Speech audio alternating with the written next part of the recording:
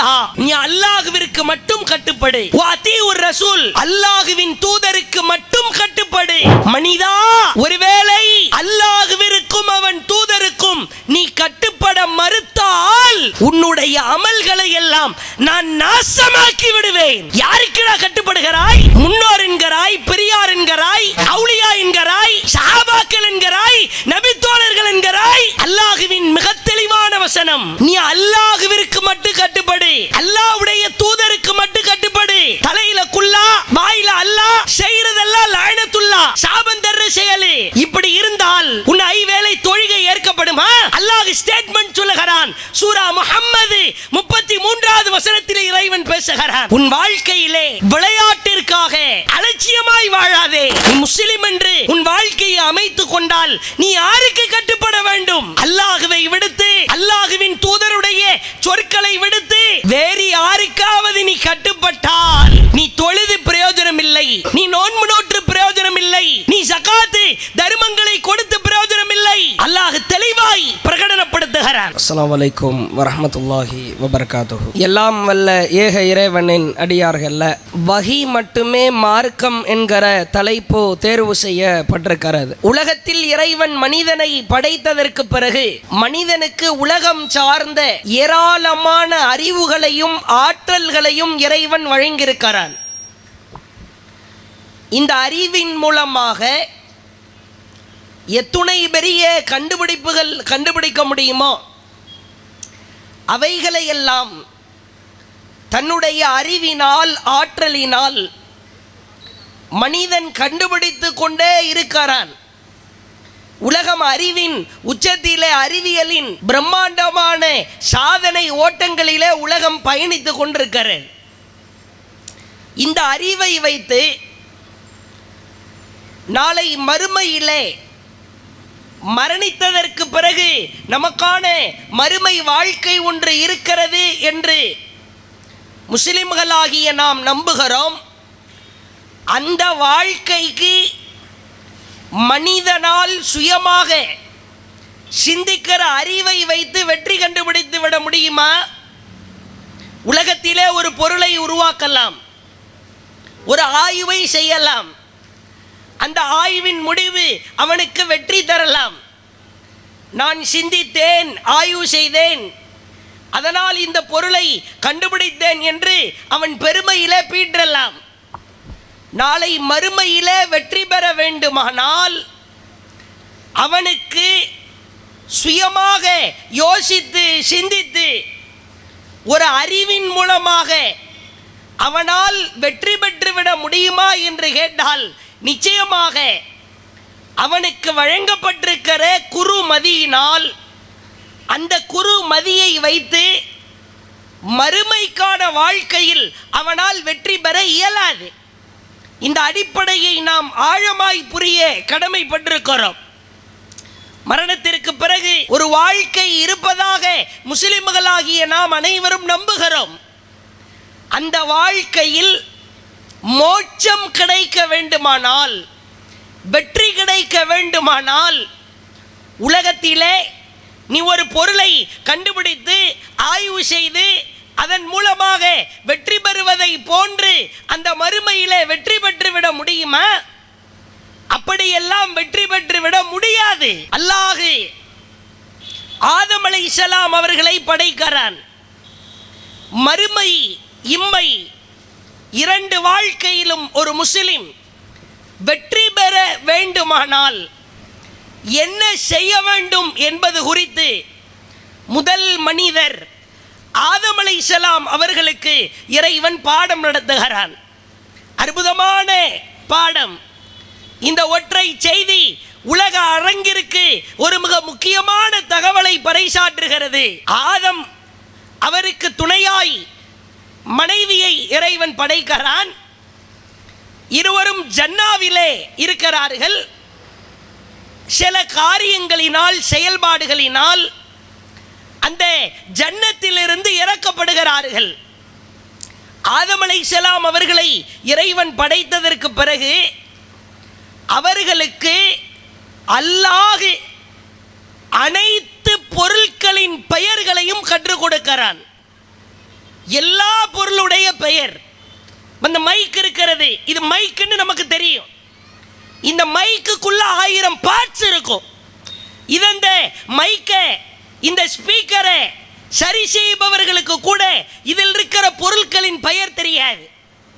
இதோ நமக்கு முன்னால் ஒரு வீடியோ கேமரா நிற்கிறது. இது வீடியோ, இது கேமரா என்று தெரியும். அதற்குள்ளாக ஆயிரக்கணக்கான பொருட்களின் பெயர் இருக்கும். இதை ஆபரேட் செய்பவர்களுக்கு அந்த அத்துணை பெயர்களும் தெரியாது. நான் சட்டை அணிந்திருக்கிறேன், இது ஷர்ட் என்று தெரியும். இது நூலால் நெய்யப்பட்டிருக்கிறது என்று தெரியும். இதை தாண்டி இந்த சட்டைக்குள் ஆயிரக்கணக்கான மெட்டீரியல்கள் இருக்கிறது. அனைத்து பெயர்களும் தெரியாது. உங்கள் வீட்டிற்கு செல்கிறீர்கள். வீட்டில் ஒரு பெண்ணுக்கு வீட்டில் இருக்கிற எல்லா பொருட்களுடைய பேரும் தெரியுமா? அடுப்படி, சமையலறையில் பாத்திரங்கள் பேர் தெரியும். என்ன சமைக்கிறோமோ அந்த மளிகை சாமானுடைய பேர் தெரியும். இதை தாண்டி வீட்டில் ஒட்டப்பட்டிருக்கிற டைல்ஸ் பேர் தெரியுமா? அந்த சுவரில் அடிக்கப்பட்டிருக்கிற பெயிண்ட் பேர் தெரியுமா? கீழே போடப்பட்டிருக்கிற அந்த கார்பெட் விரிப்பின் பெயர் தெரியுமா? ஒரு வீட்டிலே நாம் வாழ்ந்து கொண்டிருக்கும் பொழுதும் கூட அனைத்து பெயர்களும் நமக்கு தெரியாது. நம் கண்களுக்கு முன்னால் இருக்கும், அதனுடைய நுட்பம் தெரியாது, அதனுடைய ஆயுள் ரீதியான விஷயங்கள் தெரியாது. ஆனால் முதல் மனிதராக இருக்கிற ஆதம் அலைஹிஸ்ஸலாம் அவர்களுக்கு உலகத்தில் இருக்கிற அத்துணை பெயர்களையும் இறைவன் கற்றுக் கொடுத்தான். இவரை விட ஒரு ஜீனியஸ் உலகத்தில் இருக்க முடியுமா? எவ்வளவு பெரிய அறிவாளி! அப்படிப்பட்ட அறிவின் உச்சத்திலே இருந்த ஆதம் அலைஹிஸ்ஸலாம் அவர்கள் ஜன்னாவில் இருந்து கீழே இறக்கப்படுகிற பொழுது அல்லாஹ் அழைக்கிறான், ஆதமே இஹ்பிது மின்ஹா ஜமீஆ ஃபஇம்மா யாத்தியன்னகும் மின்னி ஹுதா ஃபமன் தபிஅ ஹுதாய ஃபலா கௌஃபுன் அலைஹிம் வலா ஹும் யஹ்ஸனூன். அல்லாஹ் உலகத்திற்கு அறைகூவல் விடுக்கிற செய்தி. அல்லாஹ் ஆதமையும் அவர்களின் துணைவியாரையும் கீழே அனுப்புகிற பொழுது, பூமிக்கு அனுப்புகிற பொழுது, ஆதமே நீ என்ன பண்ணு, உனக்கு தான் எல்லா பொருள் பேரு நான் கற்றுக் கொடுத்துட்டேன்ல, எது சரியான வழி எது தவறான வழி நீயே டிசைட் பண்ணி வாழ்ந்துக்கப்பா. உனக்கு எது சரின்னு படுதோ அதை சூஸ் பண்ணிக்கோ, உனக்கு எது ராங்குன்னு படுதோ அதை நீ எடுத்துக்கொள் என்று அல்லாஹ் சொன்னானா? உலகத்திலே அல்லாஹுவின் புறத்திலிருந்து மனித குலத்தின் மூலா பிதாவாயிருக்கிற அந்த ஆதம் அவர்களுக்கு அல்லாஹ் சொன்ன கட்டளை, முதல் கட்டளை, என்னிடமிருந்து நேர் வழி வரும். நன்றாய் கவனிக்க வேண்டும். ஏன் கிட்ட இருந்து உனக்கு நேர் வழி வரும். இந்த நேர் வழியை நீ பின்பற்றினால், பற்றி பிடித்தால் உனக்கு எந்த கவலையும் கிடையாது, நீ பயப்படவும் மாட்டாய். கவலை என்று சொன்னால் அது மறுமையிலே, பயம் என்று சொன்னால் அது மறுமையின் மீது இருக்கிற அச்சம். முதல் கட்டளை, உலகத்திற்கு அல்லாஹ் பறைசாற்றுகிற முதல் கட்டளை, ஏன் கிட்ட இருந்து நேர் வழி வரும், அதை நீ பற்றி பிடிக்க வேண்டும். ஃபமன் தபிஅ ஹுதா, என்னிடமிருந்து வருகிற நேர் வழியை நீ பின்பற்றிக்கொள். முதல் கட்டளையை அல்லாஹ் தொழுகையாக சொல்லவில்லை, நோன்பு பிடி என்று சொல்லவில்லை, தர்மம் கொடு என்று சொல்லவில்லை, ஏழை எளிய மக்களுக்கு உதவி செய் என்று சொல்லவில்லை. ஏன் கிட்ட இருந்து நேர் வழி வரும், அதை நீ பற்றி பிடிக்க வேண்டும் என்பது உலக மாந்தர்களுக்கு அல்லாஹ் விடுத்த அறைகூவல். இதுதான் நம்முடைய தலைப்பு. வஹி மட்டும்தான் மார்க்கம். வஹி என்றால் என்ன? வஹி என்று சொன்னால் அல்லாஹுவின் புறத்திலிருந்து செய்தியாக, இறைவனின் வார்த்தையாக அல்லது இறை தூதர்கள் மூலமாக எதுவெல்லாம் உலகத்திற்கு எடுத்து சொல்லப்பட்டதோ அது மட்டுமே வகி. வகி என்பதற்கான ரத்தின சுருக்க அளவுகோல் இதுதான். குர்ஆனில் இருக்கிறதா? நபிகள் நாயகம் ஸல்லல்லாஹு அலைஹி வஸல்லம் அவர்கள் போதனை செய்தார்களா, எடுத்துரைத்தார்களா? இதற்கு பெயர்தான் வகி. அல்லாஹ் திருக்குர்ஆனிலே பேசுகிறான், யா அய்யுஹல்லதீன ஆமனு, ஓ ஈமான் கொண்டவர்களே, அதீஉல்லாஹ், அல்லாஹ்விற்கு மட்டும் கட்டுப்படுங்கள், வ அதீஉர் ரசூல், அல்லாஹ்வின் தூதருக்கு மட்டும் கட்டுப்படு. நன்றாய் கவனிக்க வேண்டும். ஐவேளை தொழுகையை தொழுகிறான் முஸ்லிம். ரமலான் மாதத்திலே ஒரு மாத காலம் நோன்பிருக்கிறான்.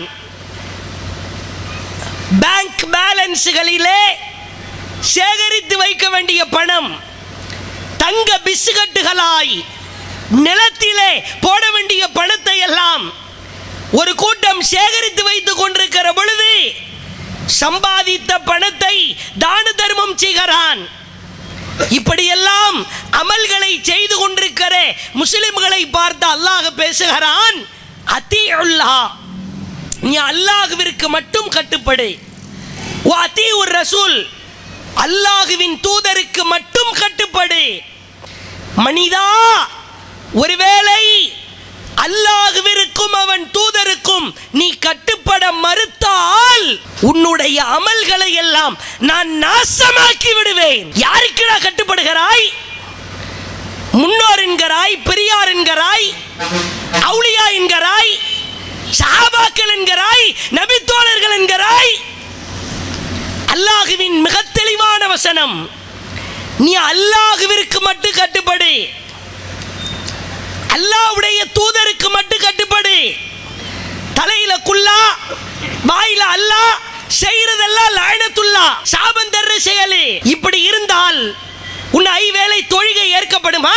அல்லாஹ் ஸ்டேட்மெண்ட் சொல்லுகிறான். சூரா முஹம்மது 33வது வசனத்தில் இறைவன் பேசுகிறான், உன் வாழ்க்கையிலே விளையாட்டிற்காக அலட்சியமாய் வாழாதே. நீ முஸ்லிம் என்று உன் வாழ்க்கையை அமைத்துக் கொண்டால் நீ யாருக்கு கட்டுப்பட வேண்டும்?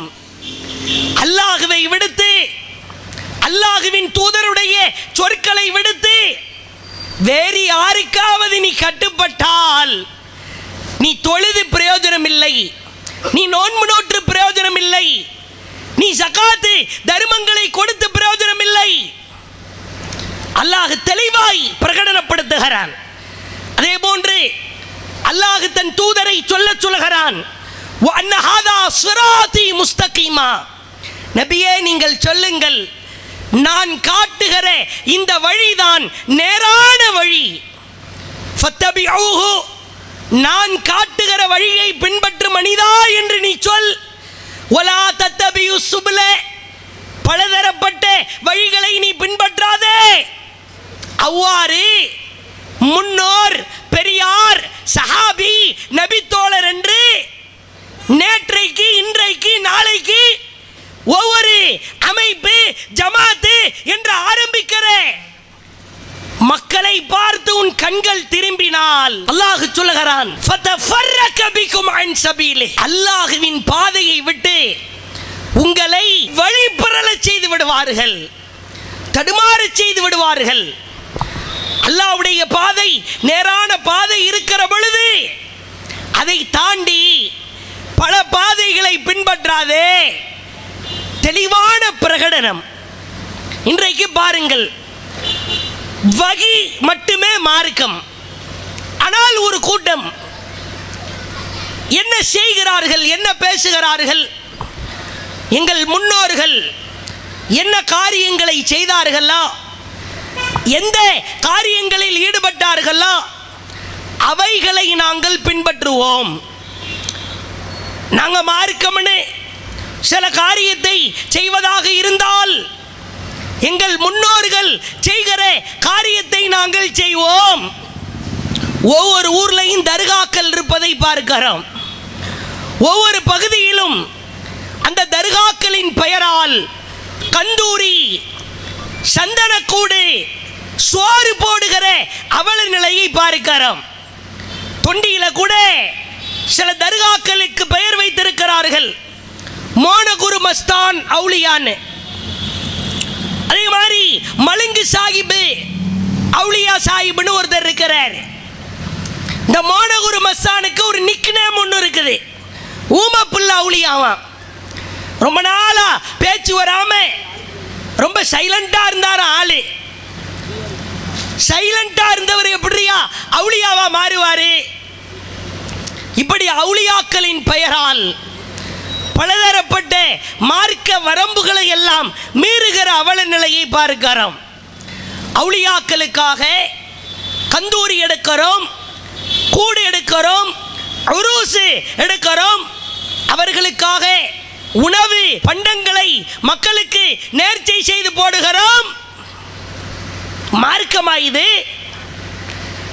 அல்லாஹ்வின் தூதரை விட மிகச்சிறந்த அவுலியா உலகத்தில் யாரும் இருக்க முடியுமா?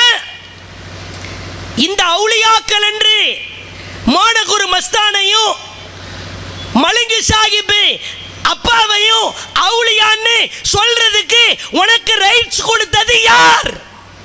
உனக்கு அல்லாஹ் அதிகாரம் கொடுத்தானா? தொண்டியில ஜிப்ரீல் அலைஹிஸ்ஸலாமும் மீகால் அலைஹிஸ்ஸலாமும் வந்து இந்த அப்பா இருக்கிறாரே இவரை அவுலியாவா அல்லாஹ் சூஸ் பண்ணிட்டா, நேர போங்க, எண்ணெயை ஊத்துங்க, சோத்தள்ளி வாயில போட்டு எல்லாரும் விழா எடுங்க, அல்லாஹ் வகி அறிவித்தானா? செய்தி சொல்லப்பட்டதா? தஞ்சாவூர் பகுதிகளிலே பார்க்கிறோம், பாம்பு அவுலியா என்று பெயர் வைத்திருக்கிறார்கள். குரங்கு மஸ்தான் அவுலியா. தஞ்சாவூர் பகுதியில் பாம்புகள் உலா வருகிற, ஏன்னா அது முழுக்க முழுக்க வயல் வரப்புகள் இருக்கிற பகுதி. பாம்பு வந்துருச்சுன்னு வைங்களேன், இன்றைக்கும் அந்த ஊர்களில் இருக்கிற வயதான கிழவிமார்கள் பாட்டிமார்கள், பாம்பு வந்துருச்சா மூசா அலைஹிஸ்ஸலாமுக்கு ஒரு ஃபாத்தியாவை போடு. ஏண்டா உன் வீட்டுக்கு பாம்பு வந்ததுக்கும் மூசா அலைஹிஸ்ஸலாமுக்கு நீ பாத்தியா ஓதுறதுக்கு என்ன சம்பந்தம்? ஃபிரௌன்ட்ட மூசா அலைஹிஸ்ஸலாம் பாம்பை வச்சு தானே வித்தையை காட்டினாங்க, அடப்பாவிகளா. அற்புதத்திற்காக சொல்லப்படுகிற பாம்பை கொண்டு வந்து மூசா அலைஹிஸ்ஸலாம் அவர்களின் பாம்பை இன்றைக்கு வருகிற பாம்போடு கிண்டல் செய்கிற அவல நிலையை பார்க்கிறோம். வகியில் இது இருக்கிறதா? யோசித்து பாருங்கள். தாயத்து கட்டப்படுகிறது, தகடு எடுக்கப்படுகிறது, இவைகள் எல்லாம் மார்க்கமா? நீண்ட நெடிய நேரம் பேச வேண்டிய செய்தி சுருக்கமாய் சொல்லுகிறோம். அல்லாஹ் திருக்குரானில் சொல்லுகிறான், அவுலியா என்று நீயாக ஒருவரை முடிவு செய்தால், நீயாக ஒருவரை அவுலியா என்ற பட்டத்தை கொடுத்தால், உன்னை விட பெரும்பாவி யாரும் இருக்க முடியுமா? அவுலியா என்றால் அல்லாஹுவின் நேசர் என்று பொருள், அல்லாஹுவின் நண்பன் என்று பொருள். அல்லாஹுவின் நண்பனை நேசனை அல்லாஹ் தேர்வு செய்வான். உனக்கு அந்த அதிகாரத்தை கொடுத்தது யார்? இப்ராஹிம் அலைஹிஸ்ஸலாம் அல்லாஹுவின் அவுலியா, ஈசா அலைஹிஸ்ஸலாம் அல்லாஹுவின் அவுலியா, யூனுஸ் அலைஹிஸ்ஸலாம் அல்லாஹுவின் அவுலியா, யூசுப் அலைஹிஸ்ஸலாம் அல்லாஹுவின் அவுலியா, இத்ரீஸ், இஸ்ஹாக், இஸ்மாயில், இல்யாஸ், யாக்கூப், முஹம்மது ஸல்லல்லாஹு அலைஹி வஸல்லம் இவர்களெல்லாம் அல்லாஹுவின் அவுலியாக்கள். போற வர்ற ஆளை சும்மா தூக்க வரலன்னு நைட்டு 2 மணி வரைக்கும் உட்கார்ந்துக்கிட்டு பறக்கு பார்த்துக்கிட்டு இருந்த ஆளை, வீட்டில் கவனிக்கிறதுக்கு ஆள் இல்லை, ஓரமா போய் உட்காருவோம்னு சொல்லிட்டு பீடி குடிச்சுக்கிட்டு இருந்த ஆளை பீடி மஸ்தான் அவுலியா என்று பெயர் வைத்திருக்கிறார்கள். இவர்களை எல்லாம் அவுலியாக்கள் என்று சொல்லி இவர்களின் பெயரால் ஒரு காரியம் அரங்கேறுமானால் அதற்கும் மார்க்கத்திற்கும் முளை அளவிற்கு கூட சம்பந்தம் கிடையாது. முஸ்லிம்கள் இதை தெளிவா உணரணும். அல்லாஹ் திருக்குரானில் சொல்லுகிறான், وَمَن يُشْرِكْ بِاللَّهِ யார் அல்லாஹ்விற்கு இணை கற்பிக்கிறாரோ, முஸ்லிம்களே காது கொடுத்து கேளுங்கள், யார் அல்லாஹ்விற்கு இணை கற்பிக்கிறாரோ ஃபக்கது ஹர்ரமல்லாஹு அலைஹில் ஜன்னah, அவர்களுக்கு அல்லாஹ் சொர்க்கத்தை ஹராமாக்கி விட்டான். ஹராம் என்ற வார்த்தைக்கு முஸ்லிம்களுக்கு டெஃபினிஷன் சொல்ல வேண்டிய அவசியம் இருக்கிறதா? ஹராம் என்ற வார்த்தையை விளக்க வேண்டுமா? அனைவருக்கு தெரியும் ஹராம் என்றால் என்னவென்று தெரியும்.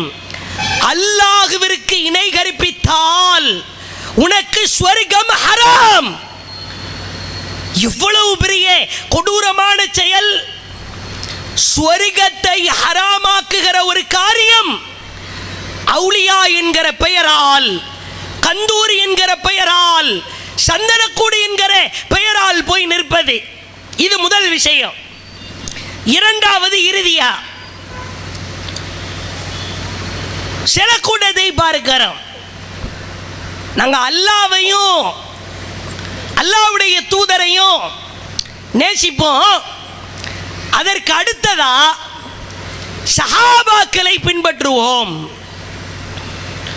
சஹாபாக்கள் குர்ஆன் ஹதீஸில் உள்ளதை சொன்னாலும், குர்ஆன் ஹதீஸில் இல்லாததை சொன்னாலும் நாங்கள் பின்பற்றுவோம்.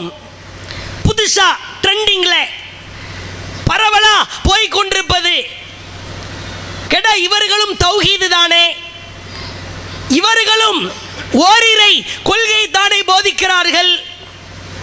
மக்கள் விழிப்புணர்வோடு இருக்க வேண்டும். அல்லாஹ்வின் தூதர் அவர்கள் ஒரு நேர்கோட்டை வரைகிறார்கள். அந்த நேர்கோட்டின் இடையிலே வலப்புறம் இடப்புறம் வலப்புறம் இடப்புறம் பல கோடுகளை வரைகிறார்கள். அப்பொழுது அல்லாஹ்வின் தூதர் சொன்னார்கள், தோழர்களே, இந்த நேர்கோடு தான் நான் கற்றுக் கொடுத்த மார்க்கம், நேரான வழி.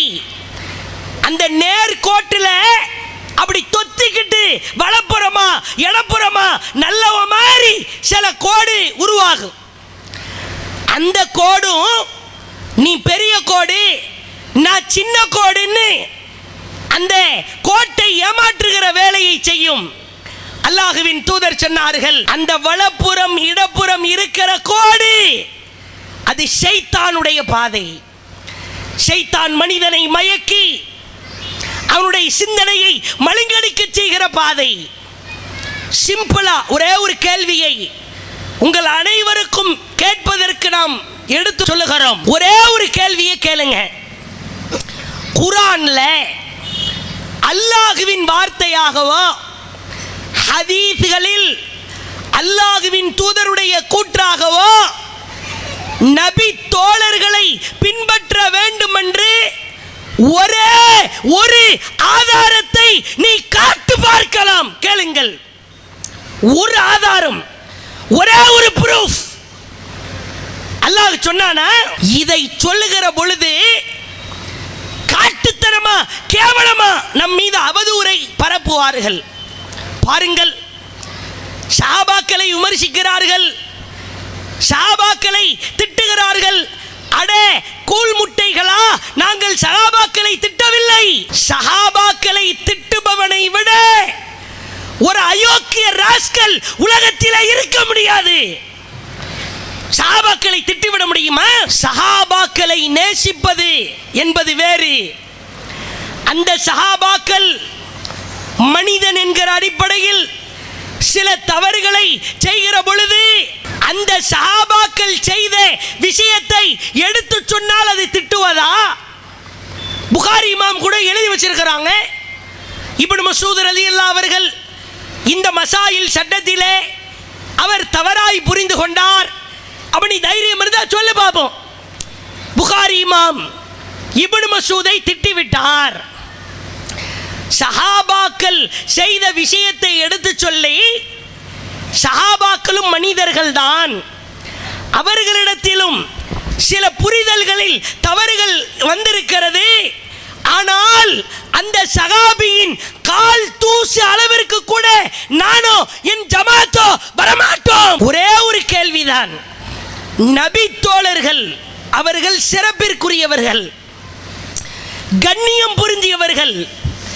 அந்த நபி தோழரை பின்பற்ற வேண்டும் என்று யார் சொல்லுகிறாரோ, சஹாபாக்களை பின்பற்ற வேண்டும் என்று யார் சொல்லுகிறாரோ, அவரை விட வழிகேடர் உலகத்தில் யாரும் இருக்க முடியாது. சில பேர் தோற்றத்தின் மூலமாக ஒரு பெரிய ஆடை அணிந்து கொண்டு, தலையில ஒரு பெரிய தலப்பாகை ஒன்று கட்டிக்கொண்டு, துண்டு ஒன்றை போட்டுக்கொண்டு, நாங்கள் அபூபக்கரை தான் பின்பற்றுவோம், உமரை பின்பற்றுவோம், உனக்கு ஏண்டா வயிறு எரியுது அப்படின்னு நாம் சொல்லாத விஷயங்களை எல்லாம் நம்மை பார்த்து சொல்லுகிற அவல நிலையை பார்க்கிறோம். வாய் கூசாமல் நாக்கூசாமல் நான் அபூபக்கரை பின்பற்றுவேன், உமரை பின்பற்றுவேன் என்று நம்மை வெறுப்பேற்றுவதற்காக பேசுகிறார்களாம். இது நியாயமா? அல்லாஹ் குர்ஆனிலா அல்லது அல்லாஹ்வின் தூதர் ஹதீஸிலா எந்த இடத்திலாவது என் தோழர்களை என்னை பின்பற்றுவது போன்று பின்பற்றுங்கள் என்று சொன்னார்களா? மார்க்கம் என்று சொன்னால் அது அல்லாஹ் ரசூல் மட்டும்தான். திருமறை குர்ஆனில் ஒரு வசனத்தை எடுத்து சொல்லுவார்கள், இதோ சஹாபாக்களை பின்பற்றுவதற்கான ஆதாரம் இதுதான். 4வது அத்தியாயத்தில் உள்ள ஒரு வசனம், وَمَن يُشَاقِقِ الرَّسُولَ مِن بَعْدِ مَا تَبَيَّنَ لَهُ الْهُدَى وَيَتَّبِعْ غَيْرَ سَبِيلِ الْمُؤْمِنِينَ. அல்லாஹ் திருக்குர்ஆனில் சொல்லுகிற வசனம். இந்த வசனம் சஹாபாக்களை பின்பற்றுவதற்கான ஆதாரமாம். அடப்பாவிகளா, நேர்வழி எது, சரியான பாதை எது என்று அல்லாஹ் சொன்ன ஆதாரத்தை, வகி மட்டுமே மார்க்கம் என்று அல்லாஹ் சொன்ன வசனத்தை அப்படியே திரித்து சஹாபாக்களை பின்பற்றுவதற்கான ஆதாரம் என்று மோசமாய் விளக்கம் சொல்லுகிறார்கள். அல்லாஹ் இந்த வசனத்தில் என்ன சொல்லுகிறான்? وَمَن يُشَاقِقِ الرَّسُولَ مِن بَعْدِ مَا تَبَيَّنَ لَهُ الْهُدَى. நேர்வழி இதுதான் என்று தெளிவானதற்கு பிறகு இந்த தூதருக்கு மாற்றமாக யார் நடக்கிறாரோ அவர் நேர்வழி இதுதான் என்று தனக்கு தெளிவானதற்கு பிறகு இந்த தூதருக்கு மாறு செய்து நம்பிக்கை கொண்டோருடைய வழி அல்லாததை யார் பின்பற்றுகிறாரோ அவரை நுவல்லிஹி மாத்தவல்லா, அவர் செல்லுகிற வழியிலே விட்டு விடுவோம். ஒனுஸ்லிஹி ஜஹன்னம், நரகத்திலே கருக விடுவோம். வசாத் மசீரா, தங்குமிடங்களில் அதுதான் மிக கெட்டது. அல்லாஹ் சொல்லுகிற முதல் வாசகத்தை பாருங்கள்.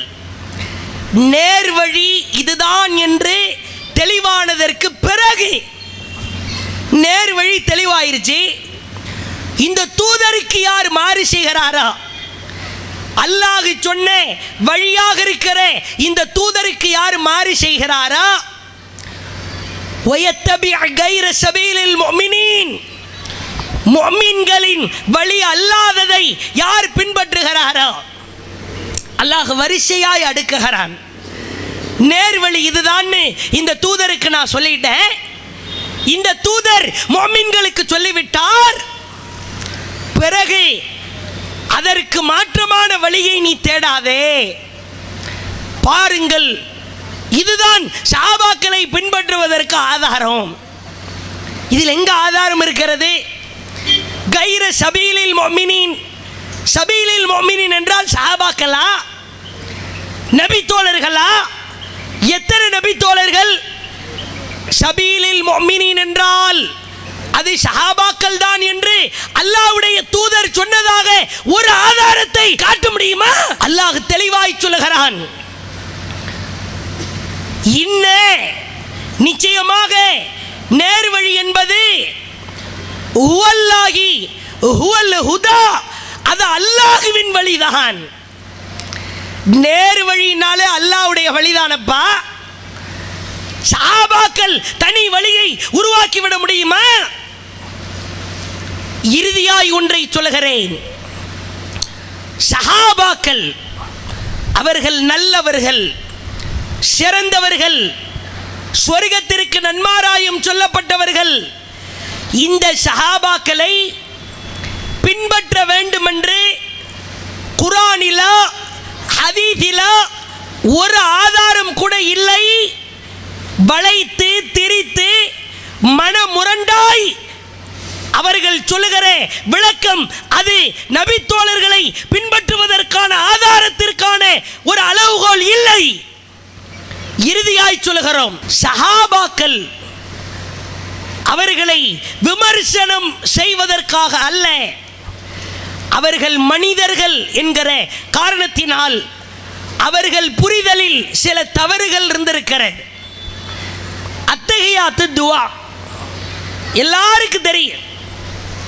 அத்தஹியாத்து லில்லாஹி வஸ்ஸலவாத்து வத்தையிபாத்து அஸ்ஸலாமு அலைக அய்யுஹன் நபியு. இந்த துஆ தெரியும் தானே?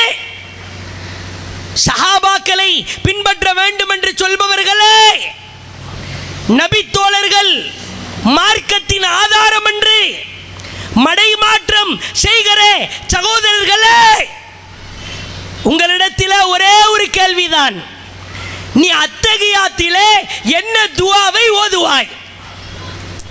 அல்லாஹ்வின் தூதர் சொல்லிக் கொடுத்த அடிப்படையில் அத்தஹியாத்து லில்லாஹி வஸ்ஸலவாத்து வத்தையிபாத்து அஸ்ஸலாமு அலைக அய்யுஹன் நபியு, இதுதான் வாசகம். சஹீஹ் புகாரியிலே பார்க்கலாம். 6265வது செய்தி. இப்னு மஸ்ஊத் ரலியல்லாஹு அன்ஹு அறிவிக்கிறாங்க, அல்லாஹ்வின் தூதர் அவர்கள் எங்களோடு உயிரோடு வாழ்ந்து கொண்டிருந்த காலகட்டத்தில் அஸ்ஸலாமு அலைக அய்யுஹன் நபியு என்று அத்தஹியாத்தின் துஆவை நாங்கள் ஓதி வந்தோம். எங்களை விட்டு அல்லாஹ்வின் தூதர் மரணித்ததற்கு பிறகு அஸ்ஸலாமு அலன் நபியு என்று அந்த துஆவை மாற்றி ஓதினோம். இப்னு மஸ்ஊத் ரலியல்லாஹு அன்ஹு சொல்றாங்க, இது மாதிரி நான் 50 கேள்வி எடுத்துட்டு வந்தேன். பொய்க்கோ புரட்டுக்கோ ஒரு மேடைக்காகவோ அல்ல, உண்மையில் இது போன்று ஏராளமான கேள்விகளை கேட்பதற்காக குறிப்புகள் இருக்கிறது.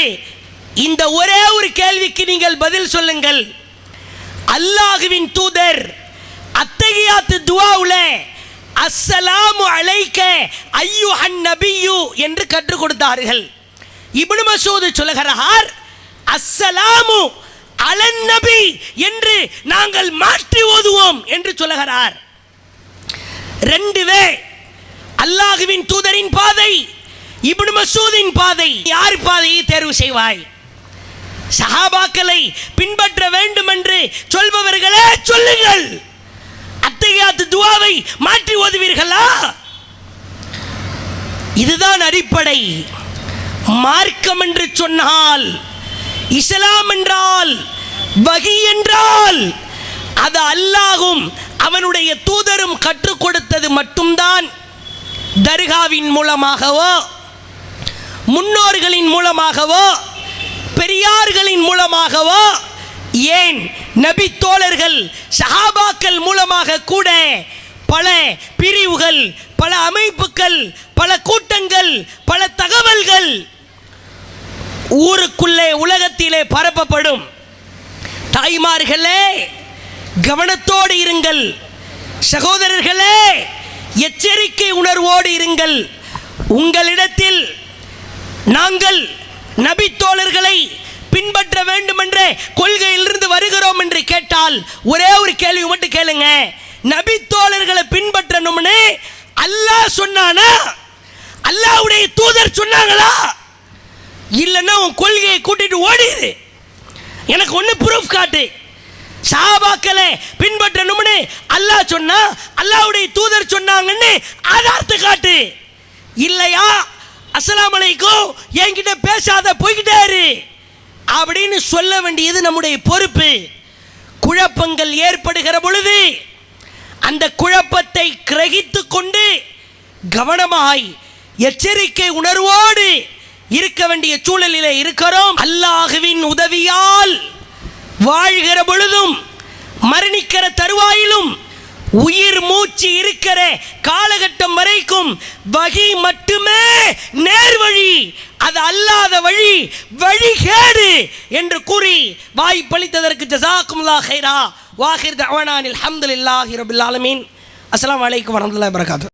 இஸ்லாம் மற்றும் சமுதாய செய்திகளை அறிந்து கொள்ள தமிழ்நாடு தௌஹீத் ஜமாஅத் யூடியூப் பக்கத்தை உடனடியாக சப்ஸ்கிரைப் செய்து கொள்ளுங்கள். மேலும் பெல் பட்டனையும் கிளிக் செய்து கொள்ளுங்கள்.